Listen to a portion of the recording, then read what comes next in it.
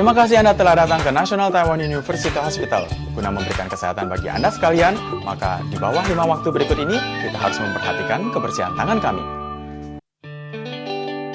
大家记得洗手哦。 Pertama, sebelum berhubungan dengan pasien.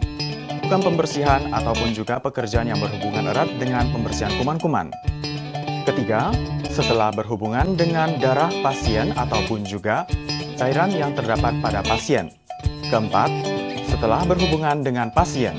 Kelima, setelah berhubungan dengan situasi dan kondisi seluruh pasien yang ada. National Taiwan University Hospital peduli dengan kesehatan Anda. Jikalau Anda membutuhkan bahasa yang lain, silakan menghubungi ataupun juga segera memasuki situs YouTube dan juga mencari National Taiwan University atau kebersihan tangan. Terima kasih. Para pendengar sekalian, jangan kemana-mana. Ikuti terus siaran dari RTI, Radio Taiwan Internasional. Bergabung kembali dengan Radio Taiwan Internasional Siaran Bahasa Indonesia. Seperti biasa setiap hari Kamis, maka RTI akan mengudara ke dalam ruang dengar Anda melalui acara info kita. Seperti biasa, ada saya Yunus Hendry. Dan saya Aditya. Kita berdua akan menghadirkan informasi-informasi penting teman-teman ya ke dalam ruang dengar Anda. Yang pertama-tama adalah mengenai yang katanya kasus penipuan melibatkan penjualan rekening bank PMA. Ini juga telah meningkat 4 kali lipat teman-teman ya. Untuk penipuan yang terjadi di Taiwan sendiri ini semakin merajalela teman-teman. Disebutkan salah satu sumber utamanya ternyata berasal dari pekerja migran yang hilang kontak, yang kabarnya ini menjual rekening bank mereka kepada oknum penipuan teman-teman ya. Anggota Yuan Legislatif yaitu Wang Sijian ini saat sidang interpelasi ini menyampaikan berkaitan dengan rekening bank yang terlibat dalam penipuan terdata ini ya. Sejumlah 521 kasus di tahun 2022 hingga di tahun 2025 telah menembus sebanyak 2054 kasus ya, atau meningkat ini hampir 4 kali lipat, sehingga dampaknya ini akan sangat besar teman-teman ya. Maka yang meminta kepada pihak FSC ini yang menegaskan kepada Kementerian MOL ini untuk memutus arus keuangan rekening bank untuk mencegah mereka ini menjadi kaki tangan oknum penipuan ya. Disebutkan kalau FSC memberikan laporan ya, disebutkan kalau Wang Sijian yaitu anggota Yuan Legislatif mempertanyakan terkait pekerja kaburan yaitu hilang kontak yang menjual rekening bank kepada oknum penipuan. Semenjak tahun 2022 ini ada 521 kasus dan juga terus mengalami peningkatan yaitu 961 di tahun 2023 dan langsung meningkat lagi ya, 1862 di tahun 2024 hingga Juni 2025 ini melampaui 2000 kasus teman-teman. Disebutkan saat ini ya untuk denda per orangnya ini sebanyak 1 juta dan juga untuk hukuman penjara ini maksimal 3 tahun ya, beranggapan kalau hukuman ini tidak ada gunanya teman-teman ya. Soalnya para PMA ini telah keluar dan juga telah meninggalkan Taiwan begitu ya. Jadi apakah pemerintah ini berharap untuk mengekstradisi mereka teman-teman ya. Disebutkan kalau Wang sendiri menambahkan kalau hal ini ternyata memberikan dampak yang cukup besar sehingga ia kemudian ini mempertanyakan kepada FSC meminta ya supaya berkoordinasi dengan MOL. Ternyata ya pembahasannya ini kurang menyeluruh teman-teman. Dianggap kalau MOL ini tidak terlalu aktif dan juga berharap ya kedua belah pihak ini bisa membahasnya secara jelas teman-teman. Disebutkan kalau Wang sendiri mengatakannya berkaitan dengan aset pribadi yang merupakan hak dasar PMA maka perlu dikesampingkan dalam sementara waktu ya. Soalnya para PMA ini harus kembali ke kampung halamannya atau hilang kontak dan biasanya beberapa dari mereka ini akan menjual rekening bank mereka teman-teman ya, yang akan menjadi akun rekening oknum penipuan dan dari FSC sendiri ini seharusnya menonaktifkan rekening mereka teman-teman. Disebutkan kalau PMA yang hilang kontak juga tidak berani untuk menggunakan rekening mereka, maka disarankan untuk kalau rekening mereka ini ditutup teman-teman ya, atau dinonaktifkan dan juga meminta kepada mall untuk menulisnya dengan jelas dalam surat kontrak teman-teman. Dan juga untuk FSC dan mall sendiri ini harus membahas dengan jelas karena ini juga nggak bisa menggunakan alasan HAM teman-teman teman-teman ya. Soalnya ini bisa memperumit masalah yang sederhana ini. Dikatakan lagi kalau FEC sendiri merespons kalau pihaknya ini akan berupaya dengan keras dan juga telah melakukan pembahasan dengan mall dan juga telah menghubungi untuk Dijen Imigrasi di tahun lalu. Tetapi untuk puncak jumlah rekening yang terlibat ini ternyata juga di bulan Agustus menunjukkan penurunan teman-teman ya. Yang mana ini juga menunjukkan kalau koordinasi antara mall dan juga dengan oknum-oknum terkait juga telah dilakukan dengan sangat efektif. Betul, dan setelah ini ya kita juga bakal berbagi nih informasi terkait yang ada kaitannya dengan rekening bank ya, dan kita pun bakal mengenal terkait yang namanya rekening palsu ya teman-teman ya. Jadi rekening palsu itu apa? Rekening palsu itu adalah rekening bank yang dibuka atas nama teman-teman semua ya, tetapi teman-teman itu enggak menggunakannya. Kemudian memberikannya kepada ataupun menjualnya kepada orang lain untuk digunakan atau dikendalikan, dan tentu aja ya kartu ATM dan juga kode PIN Anda itu juga diserahkan kepada orang lain. Dan biasanya nih ya, orang yang menggunakan rekening Anda itu adalah sindikat kriminal yang mana mereka pun bakal menggunakan rekening Anda untuk mentransfer uang masuk dan keluar itu demi menghindari penyelidikan pihak bank dan juga polisi. Dan karena nama pada akun ini masih milik Anda ataupun teman-teman semua, sehingga otomatis ya ujung-ujungnya itu polisi pun bakal mencari Anda nih ya teman-teman. Jadi waspada, jangan sampai menjadi kaki tangan penipuan ya teman-teman ya. Kenapa? Jikalau teman-teman semua itu menjual rekening, kartu ATM dan juga kode PIN teman-teman semua kepada orang lain, ya nggak peduli deh teman dekat, teman jauh, saudara atau apalah kayak gitu ya, ataupun membuka rekening untuk digunakan orang lain, maka rekening Anda itu bakal menjadi rekening palsu ya, tanda kutip rekening palsu tadi. Jadi orang-orang yang tertipu itu bakal mentransfer uang ke rekening palsu ini ya, ataupun bisa dibilang rekening palsu Anda sesuai dengan petunjuk komplotan dari sang penipu, dan komplotan penipu kemudian bakal menggunakan kartu ATM dan juga kode PIN Anda untuk menarik semua uang tersebut, yang berarti otomatis ya Anda pun bisa dibilang secara nggak langsung telah membantu nih komplotan penipu itu untuk menipu orang, dan juga teman-teman semua juga telah melakukan kejahatan penipuan. Jadi ada banyak sekali nih akibat serius dari penjualan rekeningnya. Jadi yang pertama, otomatis ya sekali tadi yang tadi udah Kak Aditya bilang, teman-teman semua secara nggak langsung telah menjadi yang namanya kaki tangan penipuan dan bakal menghadapi tanggung jawab pidana, yang mana teman-teman dapat ditangkap, kemudian juga dipenjara, mungkin dari 1 tahun sampai 10 tahun penjara, dan teman-teman nggak bakal dapat kembali ke kampung halaman teman-teman semua selama periode ini. Kemudian itu bakal dideportasi setelah selesai menjalani hukuman. Nah, jikalau Anda nggak bisa bekerja mencari uang di Taiwan, nah bagaimana nih kehidupan keluarga Anda di kampung halaman? Jadi ingat-ingat ya teman-teman ya. Kemudian kedua, itu adalah semua rekening bank Anda itu bakal dibekukan ya teman-teman ya, dan juga bakal sulit mendapatkan pinjaman ataupun kartu kredit jikalau ada di Taiwan ya. Jadi biar Anda dapat menarik uang, itu juga bakal ada batasan jumlah yang dapat Anda tarik setiap kali per harinya.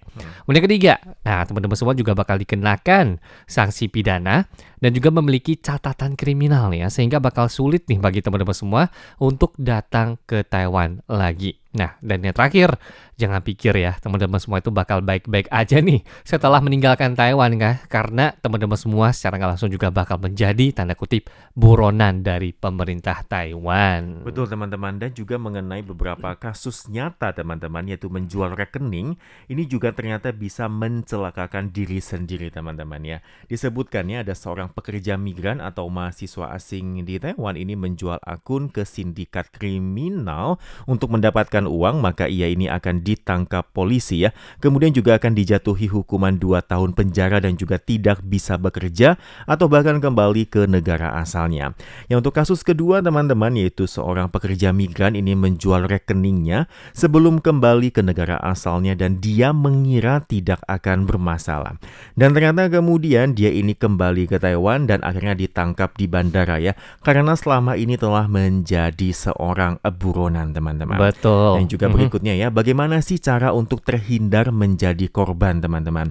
Yang pertama adalah jangan pinjamkan atau jual rekening bank, kartu ATM maupun kode PIN Anda kepada orang lain. Juga jangan membuka akun untuk orang lain atas nama Anda. Mereka yang ingin menggunakan rekening dan kartu ATM Anda ini maka layak dicurigai ya. Yang kedua adalah jika seseorang, tidak peduli Anda kenal atau tidak ya, minta Anda untuk buka rekening atau mentransfer uang, berapapun imbalan yang akan ia berikan teman-teman ya, langsung tolak teman-teman ya. Jangan serakah dan juga jangan tertipu. Yang ketiga adalah jika Anda temukan ya ada aliran uang yang enggak jelas ya masuk ke dalam rekening Anda, maka segera hubungi bank dan polisi. Yang keempat adalah lindungi diri sendiri dan keluarga Anda. Jangan jual rekening Anda teman-teman ya. Betul. Jangan menjadi kaki tangan penipuan ya. Jangan jual rekening karena bisa merugikan orang lain dan diri Anda sendiri, bahkan mungkin menghancurkan hidup Anda. Yang kedua adalah jika rekening Anda ini menjadi rekening penipuan, maka bank ini akan memasukkan Anda ke dalam daftar hitam sehingga Anda nggak bisa ya untuk tarik uang, mengajukan pinjaman atau mengajukan kartu kredit kembali. Yang ketiga adalah komplotan ini penipu akan mendapatkan uang dan Anda malah masuk penjara teman-teman ya. Apakah itu adalah hal yang layak? Tentunya enggak teman-teman. Yang keempat adalah menjual rekening sama dengan membantu komplotan penipu mencuci uang dan juga sama dengan mungkin akan ditangkap dan juga dijebloskan penjara teman-teman. Yang terakhir adalah Anda hanya akan mendapatkan berapa ribu dolar Taiwan saja, tapi sindikat ini akan mendapatkan jutaan dan Anda yang siap. Betul. Jadi pertanyaan selanjutnya itu adalah apa nih ya yang namanya kaki tangan penipu ya. Mungkin teman-teman belum tahu apa sih yang dinamakan kaki tangan penipu ya. Jadi yang pertama, jikalau teman-teman itu membantu komplotan penipu menggunakan kartu ATM ya dan juga kode PIN orang lain untuk menarik uang ataupun tanda kutipnya membantu mereka nih mengumpulkan uang dari orang lain dan kemudian menyerahkannya kepada orang lain, maka teman-teman semua telah menjadi kaki tangan penipu. Nah, itu yang pertama. Kemudian kedua, jikalau teman-teman semua membantu komplotan penipu mengumpulkan uang yang mereka tipu, meskipun semua uang telah diserahkan kepada komplotan penipu tersebut, tetapi teman-teman semua tetap dianggap telah melakukan penipuan dan juga pencucian uang, dan polisi pun bakal tetap mencari Anda ya teman-teman ya.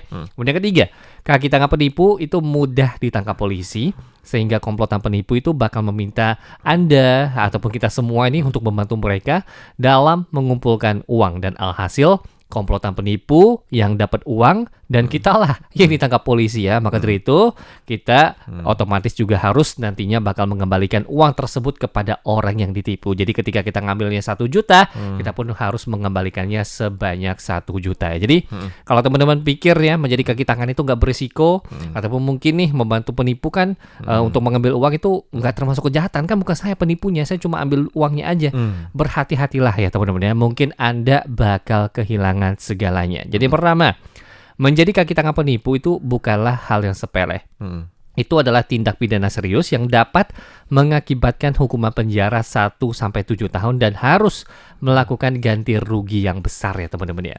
Nah kedua ya, jikalau korban penipuan ini menuntut teman-teman semua ataupun Anda ya, maka pengadilan itu bahkan dapat menyita harta Anda sebagai bentuk ganti rugi kepada sang korban. Nah kemudian ketiga, bahkan ya jikalau teman-teman semua telah menggunakan uang itu nih untuk membeli rumah, mobil ataupun menjualnya kembali kepada orang lain, pemerintah masih dapat melacaknya dan juga mengejarnya kembali, dan nggak bakal dapat kabur deh kita dari tanggung jawab pidana. Betul teman-teman, dan juga untuk beberapa kasus nyatanya teman-teman ya. Yang pertama adalah seorang mahasiswa asing membantu komplotan penipu ini menarik uang dari ATM dan juga kemudian ia tertangkap oleh polisi, dan ia nggak hanya dikeluarkan dari sekolah dan diadili, dan juga harus mengembalikan uang kepada korban tadi. Yang kedua adalah pekerja migran ini mendengar ya bisa mendapatkan uang dengan cepat ya, lalu membantu komplotan penipu dengan menagih menagih uang kepada orang lain, teman-teman ya. Lalu mereka pun tertangkap oleh polisi dan hasilnya mereka ini tidak hanya dipenjara tetapi juga nggak bisa kembali ke negara asal, teman-teman ya. Bahkan juga nggak bisa lanjut bekerja sehingga membuat kehidupan seluruh keluarga ini menjadi sangat sulit. Yang ketiga adalah seorang turis asing ini yang melihat iklan lowongan bekerja di luar negeri yang berisikan pekerjaan jangka pendek di Taiwan ini bisa memperoleh gaji tinggi ya, dengan pekerjaan yang mudah dan bahkan juga gratis tiket pesawat ke Taiwan, teman-teman. Tapi ternyata ini mereka nggak tahu ya kalau mereka telah berhadapan dengan sindikat penipuan, bahkan juga HP dan juga paspor ini disita sehingga mereka ini nggak bisa berhubungan dengan teman dan juga dengan keluarga mereka. Dan juga pekerjaan mereka ini adalah membantu sindikat penipuan untuk mengumpulkan uang, dan setelah mereka ini mengumpulkan uang hingga jumlah tertentu baru akan mengembalikan paspor dan juga mengizinkan mereka pulang ke negara asal. Tetapi jika mereka tertangkap polisi ya, maka nggak bisa kembali ke negara asal dan bahkan juga tidak mendapatkan satu peser pun dan juga akan menghadapi proses hukum serta masalah ganti rugi. Betul, maka dari itu ya kita itu harus tahu yang namanya dalam hal menjaga dan juga menyelamatkan diri ya. Jadi yang pertama ingat ya, data pribadi itu harus disimpan dengan baik ya teman-teman ya. Itu sekedar mengingatkan teman-teman semua, jikalau dokumen pribadi itu harus disimpan dengan baik. Jangan sembarangan memberikan data-data pribadi Anda kepada orang asing yang nggak dikenal. Selain itu ya, barang-barang berharga teman-teman semua harap disimpan dengan baik dan juga harus memperhatikan beberapa hal berikut ya. Yang pertama, jangan menandatangani dokumen apapun yang tidak ada diterjemahkan ke dalam bahasa Indonesia ataupun dokumen yang tidak dimengerti. Misalnya nih, surat hutang ataupun surat pernyataan. Kenapa? Karena nih, begitu teman-teman semua tanda tangan bil lihat giro yang gak jelas ataupun mungkin surat hutang ataupun dokumen-dokumen lainnya, maka teman-teman itu harus bertanggung jawab dalam membayar pinjaman secara hukum ya teman-teman ya. Yang kedua, jangan memberikan buku tabungan, sekali lagi kartu ATM, stempel, paspor atau kartu ARC, bahkan kode PIN dan juga barang-barang pribadi lainnya kepada orang lain ya teman-teman ya. Kenapa? Karena begitu teman-teman memberikan buku tabungan, stempel, ataupun kartu ATM kepada orang lain, uang di rekening Anda itu bakal bisa diambil deh oleh orang lain ataupun orang yang nggak bertanggung jawab tadi ya. Kemudian ketiga, jangan sembarangan percaya dan juga mengikuti permintaan orang lain untuk pergi ke bank dan juga melakukan pengurusan pinjaman nih teman-teman. Kenapa ya? Begitu teman-teman itu mengurus pinjaman bank, maka teman-teman itu harus bertanggung jawab untuk membayar pinjaman secara hukum. Nah, kemudian terakhir nih, jangan membiarkan majikan melakukan pemotongan biaya agensi dalam negeri dan juga yang luar negeri dari gaji Anda ya, karena teman-teman itu dianjurkan untuk mengurus sendiri tuh pembayaran biaya agensi baik di dalam ataupun luar negeri untuk mencegah terjadinya perselisihan ataupun mengalami potongan tambahan. Betul teman-teman, dan berikutnya juga nggak kalah penting yaitu mengenai kekerasan seksual teman-teman. Yaitu adalah bukan seks ya, melakukan kekerasan dan juga tindakan kasar hubungan seks yang tanpa izin teman-teman ya. Jelaskan adalah segala hal yang tidak melalui persetujuan Anda, hubungan seks yang terjadi tidak melalui persetujuan Anda dan juga dilakukan dengan pemerkosaan, paksaan, ancaman, hipnotis, atau cara lain yang bertentangan dengan kemauan Anda. Semua ini tergolong dalam kekerasan seksual teman-teman. Selain itu ya, asalkan bukan atas kemauan Anda disentuh oleh orang lain atau diraba di bagian tubuh manapun ya. Selain itu juga sentuhannya ini juga mencapai tahap kecabulan, maka juga termasuk dalam kekerasan seksual teman-teman. Nah, jika terjadi nih, apa yang harus Anda lakukan? Yang pertama, jangan panik teman-teman ya. Yang kedua adalah lindungi diri sendiri, kemudian juga kalau bisa ya teriak keras minta pertolongan dan juga cepatlah menyingkir dan juga langsung lapor kepada kepolisian teman-teman. Ingat juga ciri-ciri pelaku dan juga pertahankan tempat kejadian dan jangan pindahkan ataupun menyentuh barang apapun yang ada di lokasi kejadian. Yang berikutnya adalah kenakan dulu pakaian luar atau jaket dan juga jangan terlebih dahulu ganti pakaian. Yang berikutnya lagi, jangan mandi terlebih dahulu untuk memudahkan pengambilan bulu rambut maupun sperma pelaku. Dan kalau bisa teman-temannya langsung segera datangi rumah sakit atau klinik untuk minta bukti diagnosa dari pihak yang berwenang. Betul, jadi sekali lagi ya, jikalau teman-teman semua ataupun mungkin ada teman-temannya semua yang berada di Taiwan itu mendapatkan berbagai masalah hukum gitu ya, seperti menghadapi masalah perselisihan antara majikan dan juga pekerja, bahkan kekerasan seksual, tapi jangan sampai ataupun ganti rugi nih karena kecelakaan lalu lintas, maka teman-teman semua itu bisa meminta bantuan dengan menghubungi nomor 1955, yaitu adalah saluran konsultasi dan juga pengaduan tenaga kerja, baik itu telepon atau handphone. Tekan aja nomor 1955 untuk meminta bantuan dan juga mengalihkan kasus Anda ke Yayasan Bantuan Penanganan Hukum, dan jikalau kasus Anda lolos, otomatis itu bakal diurus semuanya ya teman-teman. Jadi ingat nomor dewanya 1955. 以上节目是由劳动部劳动力发展署委托制播，中央广播电台制作的印尼语节目。 Terima kasih Anda telah mendengarkan acara persembahan dari Badan Pengembangan Tenaga Kerja Kementerian Ketenagakerjaan dengan Radio Taiwan Internasional RTI.